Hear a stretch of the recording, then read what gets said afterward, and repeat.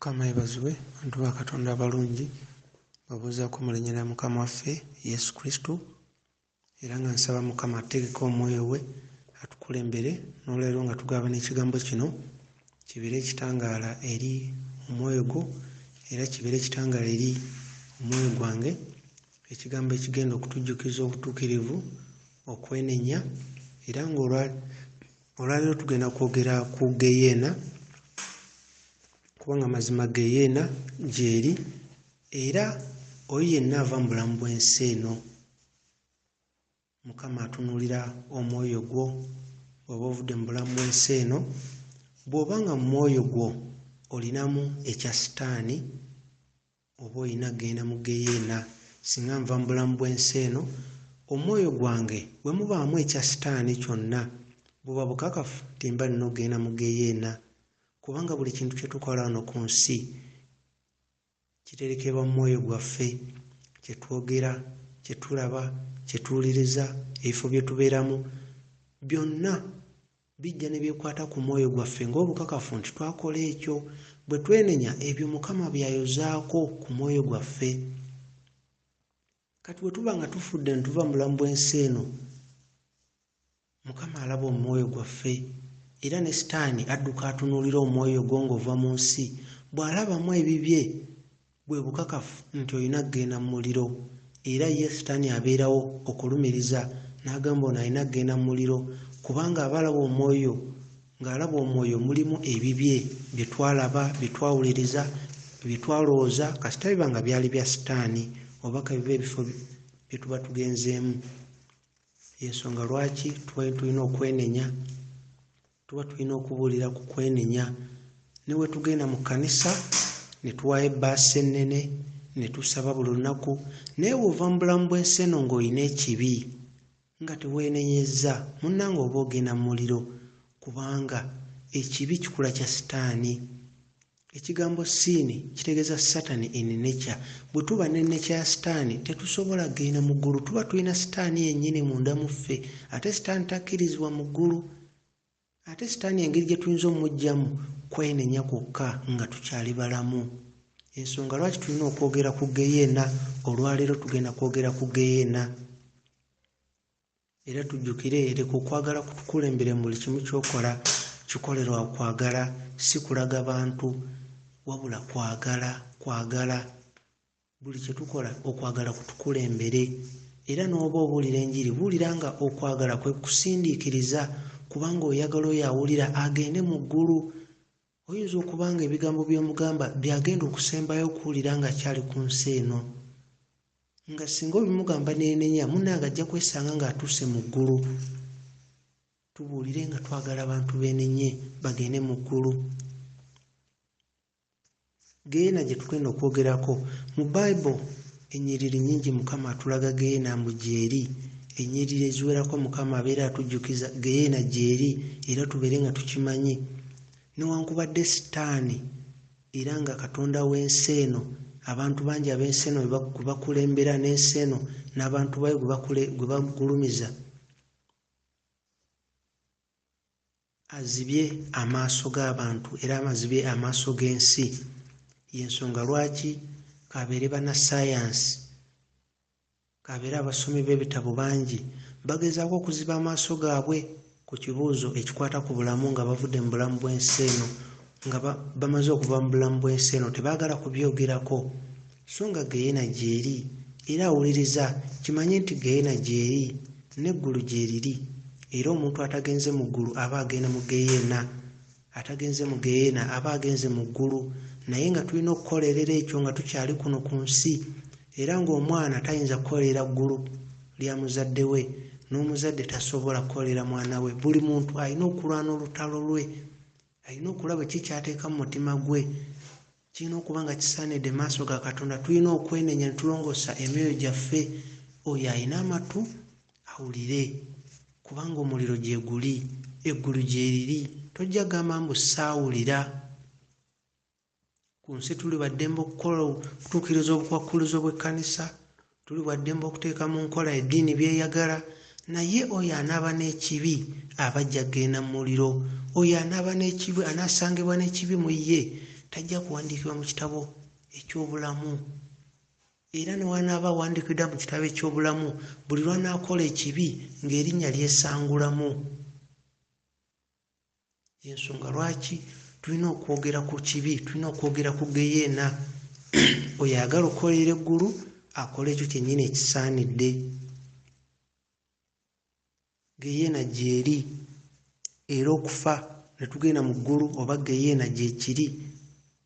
Ekyo tekisobola kusangula mu mitima gy'abantu. Buli muntu eyazaalibwa ku nsi kuno ajja kuba alina okugenda mu geyeena oba mu ggulu, ku ebyo ebifo ebibiri. Era buli muntu alina appointment okusinkana Mukama Katonda eyatonda eggulu n'ensi. Buli muntu alina appointment okubeerako mu maaso ga Katonda, era Mukama n'atunuulira omutima gwe. Era nga Mukama tajja kubuuza ono abadde asabira wa, ani abadde omusumba we, wabula Mukama ajja kubaako ebiro omutima gwo, omwoyo gwo olinamu ekibi ekya Sitaani. Y'ensonga lwaki mu byonna bye tukola tubeere nga twekebera emitima gyaffe, tusaanidde maaso ga Katonda. Ensonga lwaki twenenye era tubuulire okwenenya nga tukyalina akakisa. Ekitundu kingi eky'ensi kiri mu kizikiza ku mazima agakwata ku bulamu obuddako nga tuvudde mu bulamu bw'ensi eno. Bangi balowooza nti okufa obanga eyeebase, era bangi batunuulidde ettutumu ery'ensi eno. So ng'eno ensi ejja kuggwaawo yonna n'omuliro obutasigalawo kantu konna. Ebyokwegomba by'ensi, ettutumu, ensimbi, ebitiibwa, byonna bijja kuggwaawo. Y'ensonga lwaki iffe tetulina kwegomba bintu bya nsi eno. Y'ensonga lwaki n'ensi tegenda twagala, n'enjiri gy'obuulira ey'amazima tebagenda gyagala. Kubanga etulaba mu Yokaana 15:19 watulaga bulungi nti singa twali ba nsi eno, ensi yali twagadde, ensi yali yagadde abaayo. Naye ffe tetuli ba nsi eno, ffe Mukama yatulonda. Era ensi yo, ensi ejja tukyawa, ne Mukama waffe ensi teyamwagala. Bwe tulaba mu kitabo kya Ezekiel chapter 20:32 tulaba nti watulaga nti bangi ne bagamba nti bagala kubeera ng'abamawanga, ng'abantu b'ensi, abo abasinza ebibumbe n'amayinja. Naye mazima ebyo bingi balina mu ndowooza yaabwe tebigenda kubaawo. Bangi bali ku nsi kuno, naye ng'oluguudo lwe bakutte lugenda mu muliro, nga gwe alina obbabuulira ne bakyuka. Bangi bali ku luguudo naye nga lwe bakutte mu mwoyo lubatwala mu muliro, nga gwe Mukama gw'ataddewo okubabuulira, oba bakkiriza oba tebakkiriza, gwe babuulire. Leero leka omuntu omu akunyigire olw'okwogera amazima, naye nga singa anaabanga ali ku kkubo ettuufu ajja kumanya wamubuulira amazima. Buli muntu amanye embeera y'omutima gwe mu maaso ga Katonda. Buli muntu amanyi embeera y'omutima gwe mu maaso ga Katonda. Newankubadde bangi bamanyi byawandiikibwa, twagala certificate kuva ku makanisa, twagala enteekateeka za kanisa, tetutunuulidde okwagala kwa muliraanwa waffe. Mazima bangi leero okwata ebbaasa ennene n'ogitwala mu kanisa. Si kibi okutwala ebbaasa ennene, naye muliraanwawo omukebeddeko nga tonatwala bbaasa. Oyinza okuba otutta ebbaasa eyo naye ng'olina omulwadde akuliraanye gw'osula kumpi awo ku muliraano, asula njala, talina wadde ekyokulya.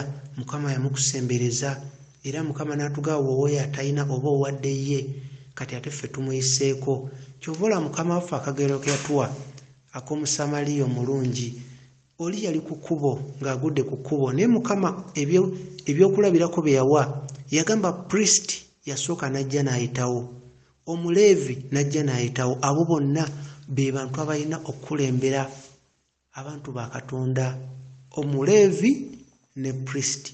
Mukama bwe yakosanga obubonero baamuyitako, ate Omusamaliya omulungi n'ajja n'amuyamba. tunoonye Mukama ng'ekiseera kikyaliwo, tuteekereteekere ebiseera byaffe eby'omu maaso mu bwakabaka bwa Katonda ng'akakisa tukyakayina. Ekkubo funda era ttono ddala erigende wa Mukama Katonda, gye twongera okusembera Katonda, gye tugenda okwongera okumanya nti omwoyo wa Kristo ali mu ffe oba tatuliimu. Gye tukoma okwongera okusembera Mukama Katonda tujja kumanya ebyo by'ayagala tukole. Gye tukoma omusembeera gye tugenda okumanya embeera y'omwoyo gwaffe buli omu kinnoomu. Buli muntu ajja genda, bw'aba tagenze mu muliro ajja genda mu ggulu. Tulaba mu Matayo 8:12 tulaba nti bangi n'abalina okuba ab'obwakabaka bajja kumaliriza bangi. Abangi abalina okuba obwakabaka bwa Katonda bangi basobola okumaliriza nga bagenze mu muliro. Era abantu wangi Mukama ayogera ku Geyeena, bwe tulaba mu 2 Thessalonians chapter 2 verse 9 ne tulaba mu Kubikkulirwa chapter 14 verse 11. Geyeena gyeri yaddala, Geyeena gyeri. Era tulaba nti Geyeena eri mu makkati g'ensi eno gye tulimu, naye ng'eri mu mwoyo. Eno ensi gye tulimu mu makkati gaayo, munda waayo weewali omuliro ogwo ogwa Geyeena. Geyeena gyeri yaddala, era bangi abagenzeyo ne bakomawo ne batubuulira ne bibalabyeyo. Geyeena gyeri, era bangi abagenzeyo ne bakomawo bawulirize kye bagamba. Mukama aba alina obubaka bw'abawadde. Y'ensonga lwaki Geyeena tulina okugyogerako kuba gyeri yaddala. Omulabe Sitaani agenda kukulembera emyoyo mingi gy'awangudde okukitwala mu Geyeena, kubanga munda mu bo balinamu ebibye. Munda mu myoyo egyo mulimu ebya Sitaani, ekibi. Sitaani lwaki ayagala myoyo? Kubanga weewali obukakafu ti omuntu yayonoona mu mwoyo. Mu soolo weewali Sitaani ekibi kyasongako mu maaso ga Katonda n'agamba ono alina kugenda mu muliro. Sitaani ensonga lwaki atwala emyoyo mu muliro? Kubanga aba akutwala akulaba ng'akutunuulidde ng'alaba nti munda mu ggwe mulimu ebibye, mulimu ebibi. Ng'era bwe bukakafu lwaki aba atwala omwoyo mu muliro? Kuba aba alaba nti munda mu ffe, munda mu ggwe aba alabamu ekibi, ensonga aba akutwala mu muliro. Era lwaki ne malayika bakukulembera ne bakutwala mu ggulu? Kuba balaba nti munda mu ggwe mu mwoyo gwo balabamu Kristo. Kubanga oyo Kristo ali mu ffe, gwe tulina okulaba nti tumuwa emmere y'omwoyo, akulatuke ku kipimo kya Kristo de Mezaya nga bw'ali era nga bwe yali kuno ku nsi. Oyo alina amatu awulire, ekiseera kiweddeyo. Bangi bagaana ekirabo eky'obulamu obutaggwaawo nga tuyita mu Yesu Kristo, olw'ebyokwegomba by'ensi eno, amasanyu g'ensi eno, olw'okutya okunyiiza abalala. Tebaagala kwogera mazima kwatula Kristo na kubabuulira njiri ebatwala mu ggulu. Naye amazima buli kiseera gajja kubanga gakomawo mu mutima gwa buli muntu. Omulabe Sitaani asindika dimoni nnyingi, buli muntu zimukulembere zimutwale mu muliro. Buli muntu abeere nga akulembera muno mu nsi ng'akulembera kwegamba ng'akulembera kibi era ng'akuliriza kibi. Ekyo Sitaani kyayagala. Buli dimoni Sitaani abaako omuntu gwagiweereza alabe nti emuleetera okuba nti ekkubo lyakwata lya mu muliro. Era nga mu Geyeena wano, mu Geyeena waliyo ebitundu eby'enjawulo. Era mu Geyeena ebitundu eby'enjawulo mannya ga bibi bye tumanyi wano ku nsi. Ebibi eby'enjawulo bye tumanyi wano ku nsi, mu Geyeena mannya ga bifo. Baako ekibi ky'olowooza kyonna ky'olaba ensi kyesinga okutambuliramu, ojja kulaba nti mu Geyeena kifo nga bw'olaba dipaatimenti ne bagenda mu dipaatimenti ya bwenzi. Kati mu Geyeena ebintu ebityo bye biriyo, n'olaba nti abali wano bali mu kibi weekiti, abali wali bakola ekibi weekiti. Ebyo biri mu Geyeena. Era abantu abakola ebibi ebyefaananyiriza bagenda kwesanga mu bifo bye bimu. Ekibi kye tukola ne tukiddiŋŋana, ekibi kye weesanga ng'okikola n'okiddiŋŋana, ne weenenya n'okiddiŋŋana, ne weesanga ng'okizzeemu, manya nti ekyo Sitaani kyataddeko amaaso okuba nti kyakozesa okutwala mu muliro kubanga sitaani akazannya nga kazannyo era ng'ekyo sitaani akibaddemu okumala emyaka mingi. Omuntu n'akola ekibi n'addamu neyeenenya, n'akola ekibi neyeenenya. Ekyo sitaani kyatunuulidde kuba ye amanyi engeri gy'akikozesezza okutwala emyoyo mingi mu muliro okumala emyaka mingi. Era mu geyeena obeerera ddala mu kifo kyekyo ekibi ky'oba ofiiriddemu kyewakolanga nga bwewakolanga bwe weenenya. Sitaani alinda olunaku olwo ku kiseera ekyo nga tonneenenya ne bakutwalira awo. Era bangi mu geyeena sitaani abeera abajjukiza n'abaga wakolanga ne weenenya, n'osobya ne weenenya, naye n'abagamba nti olaba we nakusangiriza nga tonneenenya. Sitaani abeera abajjukiza kubanga okwo nako kubonyaabonya sitaani okubeera nga abajjukiza emikisa gye baalina okugenda mu ggulu. Njogera bino ali awuliriza omanye nti omuliro gye guli, geyeena gy'eri, era ku ntobo y'omutima gwo okimanyike ne weeriba ssaawa esembayo ojja kumanya nti wawulira ekikwata ku geyeena era tekibeera kifo kipya. Ne mu ggulu ojja kuba omanya wawulirako, ne ku kitabo eky'obulamu walikituukako ojja kumanya nti wakimanyaako. Bw'obeera mu geyeena oba ojjukira muzaddewo, ojjukira famire yo, ojjukira mikwano gyo, oba ojjukira buli kimu. Ebintu bingi oba obijjukira, tewali nnyo njawulo ebeerawo, oba ojjukira bulungi buli kimu. Y'ensonga lwaki omwami oli eyali mu geyeena bwe yali mu muliro yali agamba Mukama waffe Yesu Kristo nti babeeko gwe batuma agende abuulire baganda be bo beenenye baleme kwesanga mu muliro. Ako kabonero nti era kyakulabirako nti obeera mu muliro oba ojjukira buli kimu. Era nga mu muliro oba weeyawudde obeera wekka, tobeera oba katugeze ne mikwano gye wabula obeera wekka mu bulumi. Ebintu byonna obibijjukira bulungi naye ng'obulumi bw'olina bwa njawulo. Era mu muliro lw'ojjukira omugaso ogw'amaanyi oguli mu kwenenya n'okubuulira okwenenya. So nga olwaliro twogera ku kwenenya oyinza okugamba lwaki twogera ku kwenenya, naye oyo atuuse mu muliro y'amanyi omugaso gw'okwenenya nga talina wadde eddakiika emu ey'okuwummulamu wabula okubonaabona, okumulumya omuliro, sitaani amubonyaabonya, dimoni zimubonyaabonya ate nga si waakuvaayo. Oyo alina amatu awulire. Buulira okwenenya. Buli lw'ofuna akakisa okubuulira yogera ku kwenenya. Okwenenya, ensi yeetaaga okwenenya. Akakisa tukalina ku nsi wenenya Mukama akusonyiwa byonna. Era tusalewo okuviira ddala ku makubo amakyamu. Tunoonye enjigiriza ya Mukama eyaddala, si kunoonya bunoonya byamagero na kusumulula kwokka, nakuliriza abantu obuntu n'ebitiibwa n'okwagala tukole ebyo abalala batulabe tubasanyuse kubanga tukoze ebyo ebibasanyusa. So nga tosanyusa Katonda bula okola okulaga obulazi muntu munno asobole okusiima.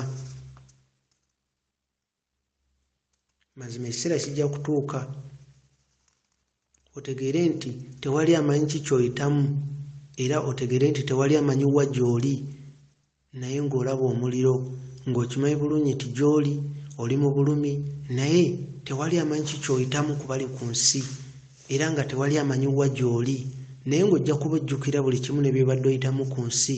Naye mu kaseera ako obeereeyo mu bulumi, mu kulumwa, omuliro mungi, ojjukire ebigambo ebyakubulirwanga era obeere ng'okimanyi nti gy'oli tewali amanyi nti gy'oli era tewali amanyi kyoyitamu. Ate mu mutima okimanyi nti si bya kaseera buseera bula ogenda kubeera ekiseera kyonna. Mu kiseera ekyo otuuka n'owejjusa n'ogamba singa nfuna akakisa n'enzira ku nsi ne weeba ddakiika emu ne nnenenya ne ndabula n'abalala bali ku nsi abagoberera eddiini abakwesa ekibi mu kusinza abantu obuntu mu butamanya, basinza abantu bannaabwe mu butamanya, bavunnamira abantu bannaabwe mu butamanya. Mu geyeena abantu bangi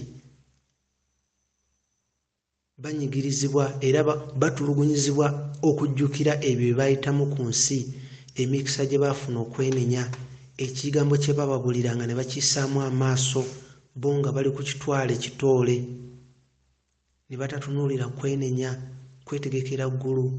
Mu Geyeena abantu bajjukira engeri gye babadde mu bulamu bw'ekkanisa ng'ekifo awasinkanirwa, ekifo abantu bambalira engoye ennungi ne baseka ne bamitinga mikwano gyabwe ne bagenda ne balya emmere ne basaaga ne bambala bulungi ne boogera ennimi kwegamba nga bakitwala nga kintu ekiri awo kwegamba omuntu atuuka butuusa awo n'ayogera ennimi n'akola ki ayambadde bulungi ne baseka ne basaaga nga ye kkanisa, naye ng'ekibi mu mutima tebakivuddeemu.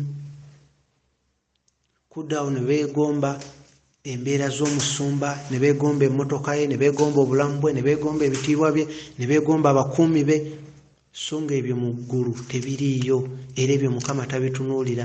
Atunuulira embeera ya mutima gwa buli muntu, embeera ya mutima gwa buli muntu. Bangi bagenda kutuuka mu Geyeena basangeyo abantu badde batasuubira, basangeyo abantu badde balowooza nti bakatonda ate babasangeyo beebuuze bano baatuuka batya. Kolerera ekkubo lyo leero ggwe nga kinnoomu, tambulira mu butuukirivu, weenenye ng'akaseera kakyaliyo, weenenye. Tekigenda kuba na mugaso okugamba nti ogenda gaggawala, ogenda genda ebweru, guno omwaka gugwo mazima ofe, ove mu nsi weesange ng'oli mu muliro, nga wasiibanga mu kkanisa obadde na mu kwaya. Enteekateeka za kkanisa zonna ozituukiriza, naye ne weesanga mu muliro olw'ekibi mu mutima gwo ekisangiddwamu ky'obadde ng'oddiŋŋana. Y'ensonga lwaki twetaaga okwenenya n'okunoonya Katonda, n'okweyawula ku by'okwegomba by'ensi eno. Newankubadde endowooza yaffe eyinza obutayagala mbuulira njiri bweti eyogera ku kwenenya, eyogera ku Geyeena, oyinza okuba nga mu ndowooza toyagadde njiri bweti, naye mazima oyinza okubaako ky'oyigamu ekigenda okukuyamba okusembeza kumpi ne Katonda, ng'era amagoba ago kwe kugenda mu ggulu. Era singa otuuka mu ggulu n'ojjukira ebigambo bino nti byakubuulirwa, ojja kulaba nti byakuyamba. Mu Geyeena teri kakisa ka kwenenya, naye abo bokka abali ku nsi. Geyeena y'ensi y'emizimu ya dimoni. Geyeena dimoni kyekifo dimoni we zibeera we zeetalira, zivaayo ne zijja ku nsi ne ziddayo mu Geyeena, ne zivaayo ne zijja. Kifo kya dimoni Geyeena, wajjudde enzikiza, waliwo omukka mungi, waliwo obulumi, waliyo okukaaba, ebbugumu liyitirivu, waliyo okwejjusa. Nga buli muntu gw'otunuulira alaba ali mu kwejjusa, ali mu kifo kyewulirako naye natakitwala nga kya mugaso, ng'alaba yalina akakisa obutagenda mu kifo ekyo, naye nga amalala g'ensi, okunoonya ettutumu, okwagala okusanyusa abantu obuntu n'okubasinza, n'okutayagala kukinyiza abantu banne, n'amaliriza ng'ali mu Geyeena, ng'aliyo ne dimoni eza buli kika. Mu Geyeena waliyo okulumwa, waliyo okutulugunyizibwa, okusukka endowooza y'omuntu bwe tuyinza okulowooza. Ly'eddaala erikyasinzeeyo eri obukyayi liri mu Geyeena, kubanga mu Geyeena Sitaani w'alagira obukyayi bw'alina eri Katonda ng'atulugunya omuntu eyatondebwa mu kifaananyi kya Katonda. Sitaani atulugunya omuntu, entulugunya eri eraga obukyayi bw'alina ku mutima gwe eri Katonda. Abulagira ku muntu mu Geyeena n'akutulugunya n'akukola buli kimu, obukyayi bwonna bw'alina eri Katonda n'abukumalirako. Ekyo kye kiri mu Geyeena. Ne Sitaani naye ali mu muliro, naye aba akutulugunya kuba watondebwa mu kifaananyi kya Katonda. Kati aba akutulugunya alumye Katonda kubanga watondebwa mu kifaananyi kya Katonda. Njogera bino ali ampuliriza munnange, oba obadde tonneenenya weenenye, oba olina ebintu by'obadde tonnaba kuvaako, omalirire obiveeko weeyawule nabyo. Oyinza okuba kano ke kakisa k'ofunye okuwulira bino olunaku olwaleero. Eddiini zituleetera tutwala kusinza bibumbe, si tutwala wa Katonda. Eddiini zitutwala kusinza basumba, kusinza makanisa, kusinza bizimbe, kusinza mannya g'abantu buntu, bantu bannaffe. Ezo z'eddiini. Mukama waffe Yesu Kristo yabonyaabonyezebwa era n'akubibwa nnyo n'okusinga kye tulaba mu firimu. Sitaani akoze amakubo mangi okutwala abantu mu geyeena.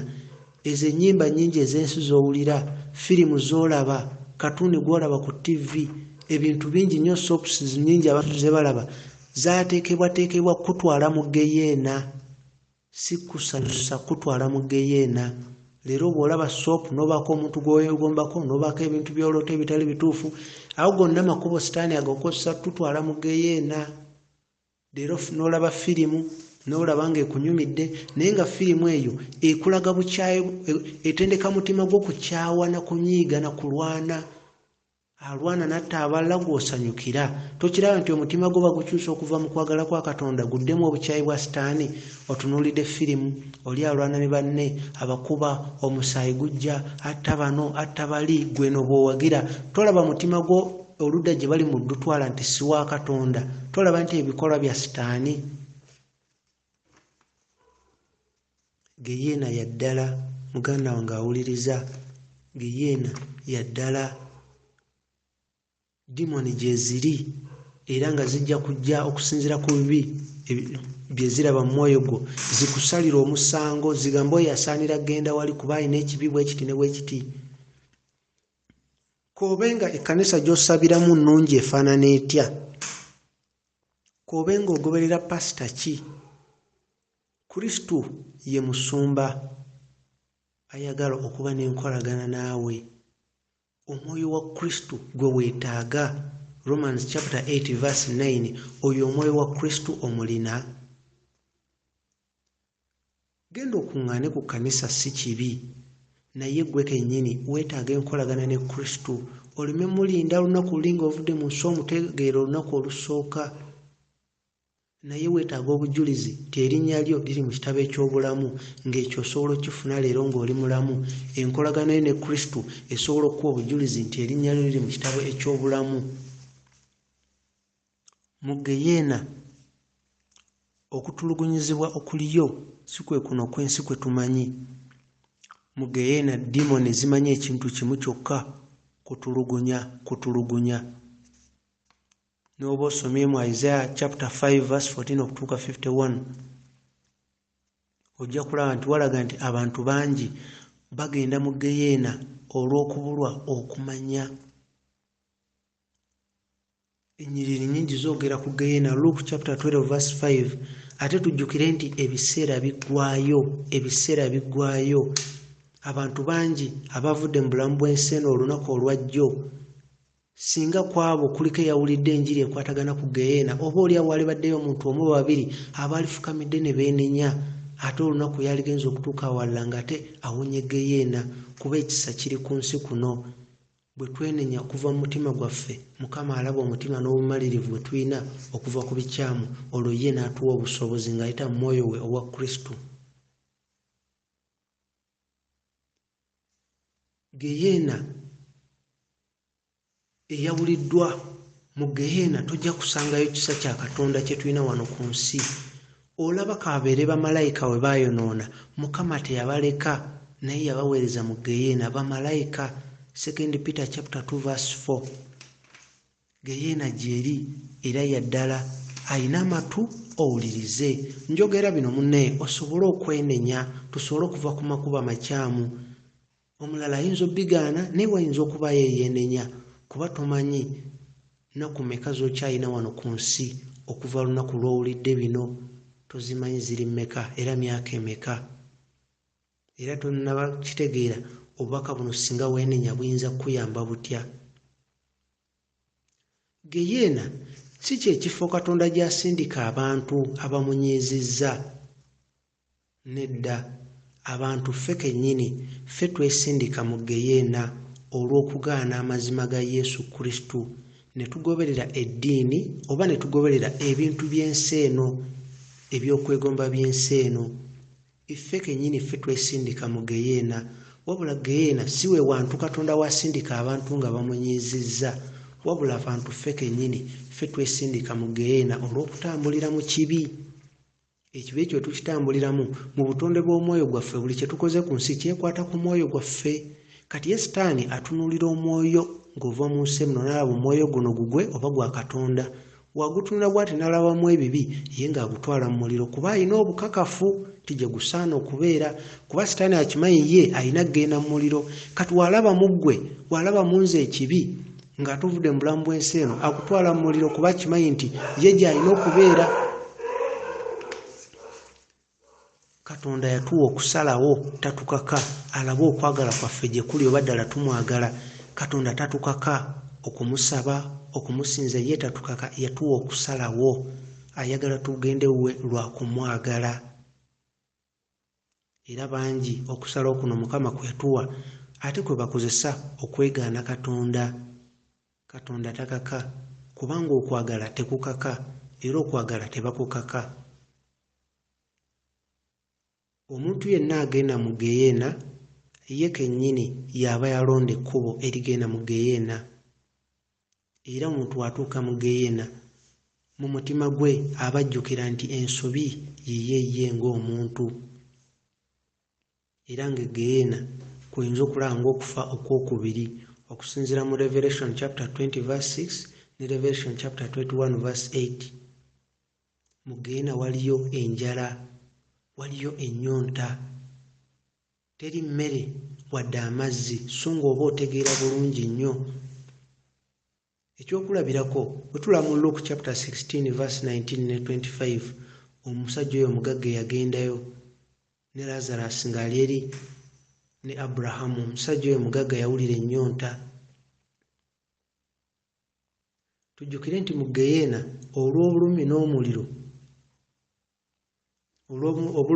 mu Geyeena olw'obulumi n'omuliro emyoyo mingi gitandika okwogera ebitasaanidde eri Katonda, eri abazadde ababa bamuzaala nga yejjusa n'agasinga tebanzaala n'atandika okukolomera bazadde be. Omuntu abeera mu Geyeena olw'obulumi n'omuliro atandika okukolomera ne bazadde be n'agasinga tebamuzaala, n'atandika okukolomera Katonda n'agasinga teyamutonda lwa bulumi. Byenjogerako gyebiri. Era w'olituukayo mazima nga wawulira obubaka buno oba obubaka buno bwefaananyirizaako, oliba mujulizi nti omukisa wagufuna ogwenenya. Omukisa wagufuna weeyawule ku kibi odde eri Katonda. Buulira mikwano gyo ku Geyeena, buulira famire ku Geyeena, kabakuyita omusiru kabaseke gwe babuulire. Ku lunaku luli tebaligamba nti tebaawulira kuba ye Mukama atunulira mitima gyaffe. Mukama atubuulira ku Geyeena mu Bible emirundi mingi. Bw'olaba Isaiah chapter 24 verse 22, bw'olaba Engero chapter 7 verse 27, wonna boogera ku Geyeena. Ebyokwegomba by'ensi eno, ebyettutumu na kinaki byonna bikulembera bitutwala mu muliro. Y'ensonga lwaki omutume Pawulo yayogera n'agamba nti nafiirwa byonna nfune Kristo. Geyeena ya ddala. Bw'ogenda mu Geyeena tewali kufuluma, waliyo obulumi n'okukaaba okutakoma. K'obeere kumpi n'abazadde bo ng'oli mu muliro, naawe ogenda kubeera ku bulumi bwo nabo nga bali ku bwabwe. Abaana, emikwano, oba basumba, oba kiki, ekintu kimu Mukama kyatunuulidde, obutuukirivu bw'omutima gwo, obutuukirivu bw'omutima gwange. Si bya bugagga bya nsi eno, si kkanisa nnene, si bitiibwa, si ssente, obutuukirivu bw'omutima gwo. Mu Geyeena mu bujjuvu bagenda kutunuulira buli kibi ekiri mu mwoyo gw'oyo abaatuuseeyo, batunuulire buli kibi mu bujjuvu ekirimu, era bafuba okulaba nti afuna ekibonerezo kyekyo. Waliwo abantu abafudde ne bakomawo n'agamba nze nafaako, Kristo n'aŋŋamba kiro mu Katonda n'ampa obubaka buno. Mubawulirize. Omuntu n'agamba abadde mu Geyeena mubawulirize. Era aba ayogera mazima, omwoyo wo ojja kuwulira munda mu ggwe ng'akulaga nti ddala byayogera bya bwa Katonda. Mubawulirize. Yesu Kristo yayogera n'agamba nti ye kennyini kwe kuzuukira era bwe bulamu. Oyo amukkirizamu ne wanaaba afudde ajja kuba n'obulamu. Okusalawo kukwo, salawo leero weenenye otambulire mu butuukirivu. salawo leero ng'oluggi lukyali luggule kubanga ekiseera kijja kutuuka oluggi luggaleewo. Leero lukyali luggule, ekiseera kijja kutuuka baluggale. Totunuulira byamagero byokka na kusumulula na kuweebwa bunnabbi. Weebuuze singa ova mu bulamu bw'ensi leero kaseera kano ogenda wa muliro oba mu ggulu? Sooka okyebuuze. Era oba osuubira ogenda mu ggulu lwaki? Era oba osuubira ogenda mu muliro lwaki? Omukisa gugwo era okusalawo kukwo. Katonda wali ataddewo okutwawuliriza essala kiyogera musaba oba yakwenenya wenenye, era musuubiza okweyawulira ddala ku kibi. Mukama waffe Yesu Kristo yatulabula ku ky'essente. Ne bwe yagamba omugagga agenda agabira abalala ajamugoberera, omugagga n'agaana. Olwaleero ssente zikyusiza bangi. Olwaleero omwavu bamusosola. Ensi eno egenda kuggwaawo era tewali kijja kusigala. Mukama waffe Yesu Kristo alina obulumi bungi nnyo olw'emyoyo egitambula nga gizze eri mu muliro wano ku nsi nga balaba bali mu bulamu bulungi, naye nga mu mwoyo ekkubo ebigere batambula badda mu geyeena olw'ekibi mu mutima kye baganye okweyawulako, kye bakwese mu mutima. Gwabuulira ekigambo kya Katonda, buulira enjiri ey'amazima ereeta obulamu obw'omwoyo, si tobuulira bigendererwa byo oba tobuulira bukwakkuluzo bwa ddiini obwateekebwawo Sitaani okuggyawo enkolagana ne Katonda. Kuba Sitaani yaleeta eddiini abantu ng'ayagala tubeere na ddiini ekifo ky'okuba n'enkolagana ne Yesu Kristo. Tubeere na nkolagana na kkanisa n'ebintu ebikoleddwa abantu obuntu. Buulira okwenenya n'obeera n'abantu batono, gwe buulira okwenenya obutuukirivu. Oba olina abagoberezi batono tekirina buzibu. Teweeraliikirira okufiirwa emikwano olw'okwogera amazima, kubanga gwe okwagala okuli mu mutima gwo okubaagaliza bagende mu ggulu kwe kukusindiikiriza. Okwagala kwa Kristo tekujja kuggwaawo. Nga tukyali balamu twenenye. Era anaagenda mu muliro ajja kuba mujulizi nti wano ku nsi okwagala kwa Katonda kwaliwo nga tetusobola kwegaana, tetusobola dde okuyimiriza wadde okukendeeza wadde okwewala, kubanga Mukama atubuulidde, ayise mu makubo mangi okutuuka ku mitima gyaffe atubuulira amazima. Abalala bonna b'oba osobodde balabule ku geyeena. Katonda akusembereza kumpi nabo obabuulire.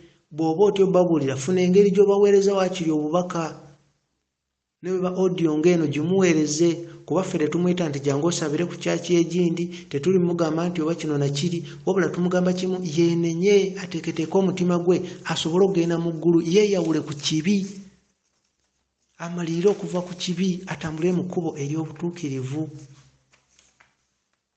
Kubanga singa leero ogenda mu geyeena n'olabayo mukwano gwo oba omuntu wa famire yo, mazima ojja kwejjusa ogambe kale singa namugamba. Singa leero bakubikira nti omuntu avudde mu bulamu bw'ensi, oyinza okwebuuza singa kale namugambye kino, yeenenye. Kwolwo olaba omugaso. Era gwe agenda okuziika ng'oba enkya ogenda kuziika, weebuuze oyo eyafudde wafunye akakisa omubuulira ku kwenenya. Era oba tewakafunye, bano abalala b'okyali nabo lwaki tubabuulira? Gwe babuulire, funa engeri gy'obabuulira, funa engeri gy'obatuusaako obubaka, beenenye. Okusalawo kukwo, babuulire oba bakukyawa bakukyawe, ne ggwe ng'obabuulidde amazima geyeena gy'eri naye tusobola ogyewala, naye nga amazima gali nti abantu abagendayo bayitirivu. Buli bantu 100 bwe bagenda mu geyeena, abagenda mu ggulu babeera nga 2. Ekkubo ffunda ddala, naye ng'amazima bonna bagawulira, wabula okufa ne kugwa bugwi ku kiseera kye badde batasuubira. Katonda tatunuulidde bungi bw'abantu. ye Mukama atunuulidde ogwo omutima ogweteeseteese ogumaliridde, ye Mukama gw'agenda okukozesa. Gwe teekateeka omutima gwo, Mukama agenda kukozesa. Ne mutaabe bangi, Mukama agenda kujja kukozese. Ebyokwegomba by'ensi eno, TV, firimu, ennyimba ze tulaba, ebintu bingi byonna Sitaani yabiteekateeka si kusanyusa wabula kutwala mu muliro. Ensonga lwaki tulina obyeyawulako. Kristo anoonya omutima ogweteeseteese alyoke atukozese. Ensi teyamanya Kristo, naawe tegenda kumanya. Naye ng'ekiseera kijja kutuuka, bangi bajja kugamba nti wayogera amazima.